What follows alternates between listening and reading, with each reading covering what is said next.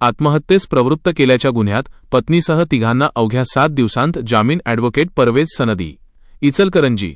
Hupari police ठाण्यात दाखल असलेल्या आत्महत्येस प्रवृत्त केल्याच्या गुन्ह्यातील आरोपी पत्नी, मेव्हणी व सासरे यांना इचलकरंजी येथील जिल्हा व सत्र न्यायालयाने अवघ्या 7 दिवसांत नियमित जामीन मंजूर केला.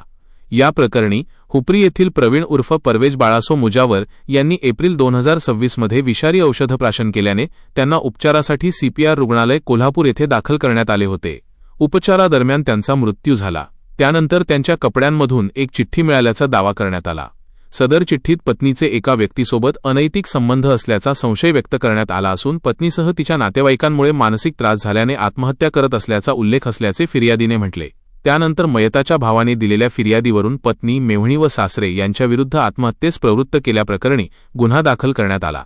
सदर आरोपींच्या वतीने जिल्हा व सत्र न्यायालयात जामिनासाठी अर्ज दाखल करण्यात आला. आरोपींच्या वतीने असा युक्तिवाद करण्यात आला की प्रथमदर्शनी उपलब्ध कागदपत्रांमधून आरोपींनी मयतास आत्महत्येस प्रवृत्त केल्याचे आवश्यक घटक दिसून येत नाहीत.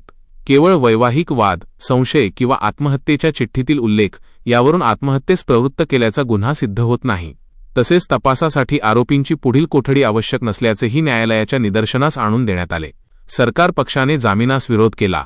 मात्र दोन्ही बाजूंचा युक्तिवाद ऐकल्यानंतर माननीय जिल्हा व सत्र न्यायालयाने आरोपींच्या बाजूने मांडण्यात आलेला युक्तिवाद ग्राह्य धरून पत्नी, मेव्हणी व सासरे यांना नियमित जामीन मंजूर केला. सदर प्रकरणात आरोपींच्या वतीने ॲडव्होकेट परवेज सनदी यांनी काम पाहिले.